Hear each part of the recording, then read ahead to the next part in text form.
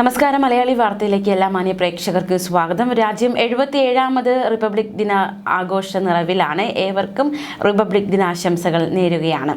നമ്മൾ ആദ്യം തന്നെ പോകുന്നത് തിരുവനന്തപുരം നെയ്യാറ്റിൻകരയിൽ 1 വയസ്സുകാരൻ്റെ മരണ വാർത്തയിലേക്കാണ്. അതുമായി ബന്ധപ്പെട്ടുള്ള കൂടുതൽ വിവരങ്ങളിലേക്കാണ്. 1 വയസ്സുകാരൻ ഇഹാനെ കൊലപ്പെടുത്തിയെന്ന കേസിൽ പിതാവ് ഷിജിലിനെതിരെ ഗാർഹിക പീഡന കുറ്റം കൂടി ചുമത്തിയേക്കും. മാത്രമല്ല, ഗാർഹിക പീഡനത്തിൽ കൂടുതൽ പ്രതികൾ ഉൾപ്പെട്ടിട്ടുണ്ടോ എന്നും പോലീസ് അന്വേഷിക്കും. പെൺകുട്ടിയുടെ വീട്ടുകാരുടെ ഭാഗത്തു നിന്നും ഷിജിലിന്റെ വീട്ടുകാർക്കെതിരെയുള്ള ആരോപണങ്ങൾ ഉയർന്നിരുന്നു. ഈ സാഹചര്യത്തിലാണ് അത്തരത്തിലുള്ളൊരു സാധ്യതയുണ്ടോ എന്ന് പോലീസ് അന്വേഷിക്കുന്നത്. റിമാൻഡിലുള്ള പിതാവ് കാഞ്ഞിരംകുളം ചാണി തവാവിള ഷിജിൽ ഭവനിൽ ഷിജിലിനെ കസ്റ്റഡിയിൽ വാങ്ങാൻ കോടതിയിൽ അപേക്ഷ നൽകും. സംശയത്തെ തുടർന്നാണ് ഇഹാനെ കൊലപ്പെടുത്തിയതെന്നാണ് പോലീസിന്റെ നിഗമനം. 2024 ജനുവരി 8-നാണ് ഇവരുടെ വിവാഹം കഴിഞ്ഞത്. ഷിജിലിന്റെ കുടുംബം കടക്കണിയിലായിരുന്നെങ്കിലും ഈ വിവരം മറച്ചുവെച്ചാണ് വിവാഹം നടത്തിയതെന്ന് കൃഷ്ണപ്രിയയുടെ ബന്ധുക്കൾ ആരോപിക്കുന്നു. ബാധ്യത അവസാനിപ്പിക്കാൻ കൃഷ്ണപ്രിയയുടെ പേരിലുള്ള 10 സെന്റ് ഭൂമി വിൽക്കാൻ ഷിജിൽ ശ്രമിച്ചു. മറ്റൊരു ഭൂമി വാങ്ങാൻ എന്നാണ് കൃഷ്ണപ്രിയയോട് പറഞ്ഞത്. ഇതിൽ സംശയം തോന്നിയ കൃഷ്ണപ്രിയ ഭൂമി വിൽക്കാൻ സമ്മതിച്ചില്ലെന്നും ഇതോടെ ഷിജിലും ബന്ധുക്കളും ഉപദ്രവം തുടങ്ങിയെന്നും കൃഷ്ണപ്രിയ പോലീസിൽ നൽകിയ മൊഴിയിൽ വ്യക്തമാക്കിയിട്ടുണ്ട്. പൂവാർ പോലീസിൽ ഇത് സംബന്ധിച്ച് മുൻപ് പരാതി നൽകിയതുമാണ്. പരാതിയുടെ അടിസ്ഥാനത്തിൽ പോലീസ് ഇരുകൂട്ടരെ വിളിച്ചു വരുത്തി മധ്യസ്ഥ ചർച്ചകൾ നടത്തിയിരുന്നു. മാത്രമല്ല, കുഞ്ഞ് തന്റേതല്ലെന്ന സംശയമുണ്ടായിരുന്ന ഷിജിൽ കുഞ്ഞിനെ കാണാൻ പോലും കൂട്ടാക്കിയിരുന്നില്ല. കൃഷ്ണപ്രിയയുമായി പതിവായി വഴക്കിട്ടിരുന്നു. അമ്മയ്ക്കൊപ്പം അവരുടെ വീട്ടിലാണ് കുഞ്ഞ് കൂടുതൽ ദിവസവും കഴിഞ്ഞത്. ഏതാനും നാൾ മുൻപാണ് ഇവർ ഒന്നിച്ച് താമസിക്കാൻ തുടങ്ങിയത്. മകനോട് ഷിജിൽ സ്നേഹത്തോടെ പെരുമാറിയിട്ടില്ലെന്നും പലപ്പോഴും ഉപദ്രവിക്കാൻ ശ്രമിച്ചിരുന്നതുമായും സംശയിക്കുന്നുവെന്നും കൃഷ്ണപ്രിയ അടക്കം ഇപ്പോൾ മൊഴി നൽകിയിട്ടുണ്ട്. മാർനല്ലൂർ പഞ്ചായത്തിലെ കുഴിവിളയിലെ സ്വന്തം വീട്ടിലായിരുന്നു കൃഷ്ണപ്രിയയും കുഞ്ഞും താമസിച്ചിരുന്നത്. പിണക്കം മറന്ന് ഡിസംബർ 1-നാണ് ഷിജിലിനൊപ്പം കവളാകുളത്തെ വാടക വീട്ടിലേക്ക് മാറിയത്. എന്നാൽ തന്നെയും കുഞ്ഞിനെ ഏറെ ബുദ്ധിമുട്ടിപ്പിക്കുന്ന തരത്തിലാണ് ഷിജിലും മാതാപിതാക്കളും പെരുമാറിയതെന്ന് കൃഷ്ണപ്രിയ പറഞ്ഞു. പലപ്പോഴും തന്റെ കയ്യിൽ നിന്ന് ഷിജിൽ കുഞ്ഞിനെ എടുത്തുകൊണ്ടുപോയിരുന്നു. ആ സമയങ്ങളിൽ കുഞ്ഞ് ഉച്ചത്തിൽ കരയും. ഇതൊക്കെ ഇപ്പോൾ ഓർക്കുമ്പോൾ ദുരൂഹത തോന്നുന്നു. ഒരു ദിവസം രാത്രി കുഞ്ഞിന്റെ കയ്യിൽ ഷിജിൽ കിടന്നപ്പോൾ താൻ തള്ളി മാറ്റി. പിറ്റേന്ന് കുഞ്ഞിന്റെ വലത് കയ്യിൽ നീര് വരികയും ആശുപത്രിയിലെ പരിശോധനയിൽ പൊട്ടലാണെന്ന് കണ്ടെത്തുകയും ചെയ്തു. കുഞ്ഞിന്റെ മുഖത്ത് പലപ്പോഴും പുതപ്പിടുമായിരുന്നു. കുഞ്ഞ് കരയുന്നത് കാരണം ഉറക്കം കിട്ടുന്നില്ലെന്ന് കുറ്റപ്പെടുത്തുമായിരുന്നു. പലപ്പോഴും കുട്ടിയോട് മോശമായാണ് സംസാരിച്ചിരുന്നത്. കൈകാലുകൾ പിടിച്ചു തിരിക്കും. തന്നോടുള്ള ദേഷ്യമാണ് കുഞ്ഞിനോട് കാണിച്ചിരുന്നത് എന്നാണ് വിചാരിച്ചത്. പക്ഷേ മകന്റെ ജീവൻ നഷ്ടമാകുന്ന തരത്തിൽ വൈരാഗ്യം എത്തിച്ചേരുമെന്ന് ഒരിക്കൽ പോലും കരുതിയില്ല എന്നാണ് കുഞ്ഞിൻ്റെ അമ്മ പറയുന്നത്. മരണകാരണമാകും വിധം ഉപദ്രവിക്കുന്നത് താൻ കണ്ടിട്ടില്ല. സ്ത്രീധനം കുറവ്, സൗന്ദര്യമില്ല എന്നിങ്ങനെ കുറ്റങ്ങൾ പറഞ്ഞും പണം ആവശ്യപ്പെട്ടും പലപ്പോഴായി ഷിജിൽ കൃഷ്ണപ്രിയയോടും കുടുംബത്തോടും വഴക്കിട്ടിരുന്നതായും ബന്ധുക്കൾ പറഞ്ഞു. ജനിച്ച് ലോകമെന്തെന്ന് തിരിച്ചറിയുന്നതിന് മുന്നേ മരണത്തിലേക്ക് വീണ ഇഹാൻ ഇന്ന് ഏവരുടെയും കണ്ണീരാണ്. അതേസമയം ഈ സംഭവവുമായി ബന്ധപ്പെട്ട് ഒരു ബന്ധു മലയാളി വാർത്തയോട് സംസാരിച്ചിരുന്നു. ആ പ്രതികരണത്തിലേക്ക് ഒരിക്കൽ കൂടി. പെണ്ണ് കാണാൻ വന്ന സമയത്ത് അറിയത്തില്ലായിരുന്നു. പെണ്ണ് കാണാൻ വന്ന സമയത്ത് നാച്ചുറലായിട്ടാണ് സംസാരിച്ചത്. ആ സമയത്ത് ഒരു 1.5 ലക്ഷം രൂപയും ഒരു ഈ കാണുന്ന വസ്തു, ഇപ്പം നിങ്ങൾ നിൽക്കണില്ലേ, ഈ വസ്തു തന്നെ ഒരു 10 സെന്റ് വസ്തു, പിന്നെ ഒരു ബൈക്കും എടുത്തു കൊടുത്തായിരുന്നു.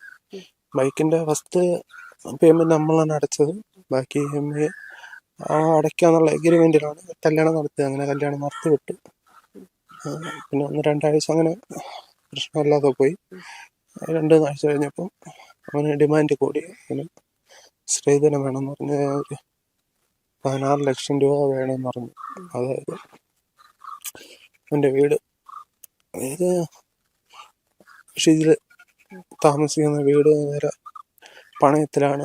പണയത്തിലെടുക്കാൻ വീട് തിരിച്ചെടുക്കാൻ വേണ്ടിയിട്ട് 16 ലക്ഷം രൂപ സ്ത്രീധനം കൊടുക്കണമെന്ന് പറഞ്ഞു. നമ്മളെ കൊണ്ട് പറ്റത്തില്ല, ഒരു 16 ലക്ഷം രൂപ ഒന്നും കൊടുക്കാൻ പറ്റത്തില്ല എന്ന് പറഞ്ഞു. കാരണം വെച്ചാൽ ഞാൻ ഒരു ഡ്രൈവറാണ്. എൻ്റെ മേലെ ഒരു ചേട്ടനല്ല, അവളുടെ സഹോദര ഭർത്താവുണ്ട്. പുള്ളിയും കൂലിപ്പണിക്കാരനാണ്. അവളുടെ അമ്മയും പണിക്കാരൻ. നമ്മൾ വിചാരിച്ചാലൊന്നും 16 ലക്ഷം രൂപ കൊടുക്കാൻ പറ്റില്ല. അങ്ങനെ കൊടുക്കാൻ പറ്റില്ല എന്ന് പറഞ്ഞു. അത് കഴിഞ്ഞ് അവൻ ഈ വസ്തു വിൽക്കാൻ പറഞ്ഞു. അതൊന്നും സമ്മതിച്ചില്ല. അത് ആ പ്ലാനും പൊളഞ്ഞപ്പോൾ ഈ വസ്തു പണയപ്പെടുത്തി ലോൺ എടുക്കാൻ പറഞ്ഞു. അതും സമ്മതിച്ചില്ല. നിരന്തരം സ്ത്രീധന പീഡനമായിരുന്നു. അതിൻ്റെ ഇടയ്ക്ക് പ്രഗ്നൻ്റ് ആയിരുന്ന സമയത്ത് ഇവിടെ വിളിച്ചുകൊണ്ട് വന്നു.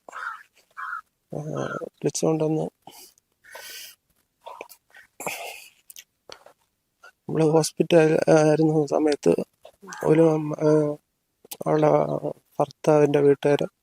ഭർത്താവ് ഒന്നും തിരിഞ്ഞു പോലും നോക്കിയിട്ടില്ല.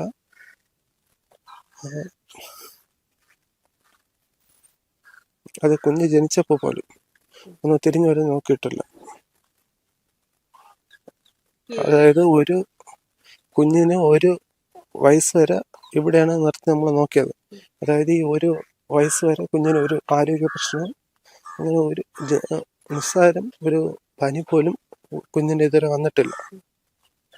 അതായത് കുഞ്ഞിന് നമ്മൾ ജന്മന എടുക്കുന്ന പോളിയോ വാക്സിൻ, അതിന് മാത്രമാണ് കുഞ്ഞിനെ കൊണ്ടുപോയിട്ടുള്ളത്. അത് നമ്മളിപ്പോൾ മേളിലൊരു അംഗൻവാടിയുണ്ട്, നഴ്സറി, അവിടെ കൊണ്ടുപോയി വാക്സിൻ എടുക്കുമായിരുന്നു. അത് മാത്രമാണ് കുഞ്ഞിന് ചെയ്തിട്ടുള്ളത്. അല്ലാതെ കുഞ്ഞിനൊരു പനിയോ ജലദോഷമോ അല്ലാതെ ഒരു അസുഖം ഈ 1 വർഷം ഇവിടെ നോക്കിയിട്ട് കുഞ്ഞിന് വന്നിട്ടില്ല.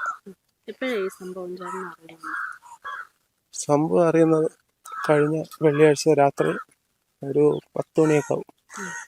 10 മണിയൊക്കെ ആയപ്പോൾ എൻ്റെ വൈഫിൻ്റെ ഫോണിലോട്ട് ഒരു കോൾ വന്നു. അതൊരു ഇതായിരുന്നു, നെയ്യാറ്റിൻകര ജനറൽ ഹോസ്പിറ്റൽ നേഴ്സിൻ്റെ കോളായിരുന്നു. അതായത് ഇവളുടെ ഫോണിലോട്ട് നമ്മൾ അറിയിക്കാതിരിക്കാൻ വേണ്ടിയിട്ട്, അവിടെ ഉള്ള കാര്യങ്ങൾ ഇവിടെ അറിയാതിരിക്കാൻ വേണ്ടിയിട്ട് ഇവളുടെ ഫോണിൽ, അതായത് എൻ്റെ വൈഫിൻ്റെ അനിയത്തിരെ, അതായത് മരിച്ച കുഞ്ഞിൻ്റെ അമ്മ കൃഷ്ണപ്രിയരെ ഫോണിൻ്റെ ഡേറ്റ കേബിൾ മുറിക്കുകയും ഫോണിൻ്റെ അഡാപ്റ്ററിൻ്റെ അത് കുത്തിപ്പൊട്ടിക്കുകയൊക്കെ ചെയ്തിരുന്നു. അങ്ങനെ ഫോണ് സ്വിച്ച് ഓഫായി, അങ്ങനെ ഫോൺ വിളിക്കാൻ പറ്റാത്ത രീതിയിൽ അങ്ങനെ ആക്കി വെച്ചിരുന്നു. അങ്ങനെ നമ്മൾ വെള്ളിയാഴ്ച രാത്രി 10 മണിയൊക്കെ ആയപ്പം എൻ്റെ വൈഫിൻ്റെ ഒരു ഫോണിലോട്ട് കോൾ വന്നു. അതുപോലെ വിളിച്ചു പറഞ്ഞു, നെയ്യാറ്റിൻകര ഹോസ്പിറ്റലിലെ നേഴ്സാണ്, അതുപോലെ കുഞ്ഞിനെ അഡ്മിറ്റ് ചെയ്തിരിക്കുകയാണ്. അപ്പോഴും മരിച്ച വിവരം പറഞ്ഞിട്ടില്ല. നെയ്യാറ്റിൻകര ജനറൽ ഹോസ്പിറ്റൽ അഡ്മിറ്റ് ചെയ്തിരിക്കുകയാണ്, പെട്ടെന്ന് വരണമെന്ന് പറഞ്ഞു. നമ്മളിവിടെ നിന്ന് ടാക്സി വിളിച്ച് അവിടെ പോയി. അവിടെ പോയപ്പോഴാണ് ഇവരെ, അത് ഷിജിലിൻ്റെ ബന്ധുക്കളെല്ലാം അവിടെ ഉണ്ടായിരുന്നു. ഷിജിലിൻ്റെ അച്ഛൻ, അമ്മ, എല്ലാവരും അവിടെ ഉണ്ടായിരുന്നു. അവർക്ക് നേരത്തെ അറിയാമായിരുന്നു കുഞ്ഞ് മരിച്ച കാര്യം, പക്ഷെ അവരൊന്നും നമ്മുടെ അടുത്ത് പറഞ്ഞിട്ടില്ല. ആശുപത്രി അധികൃതരാണ് നമ്മുടെ അടുത്ത് വന്ന് പറഞ്ഞത് ഈ കുഞ്ഞ് മരിച്ച കാര്യം.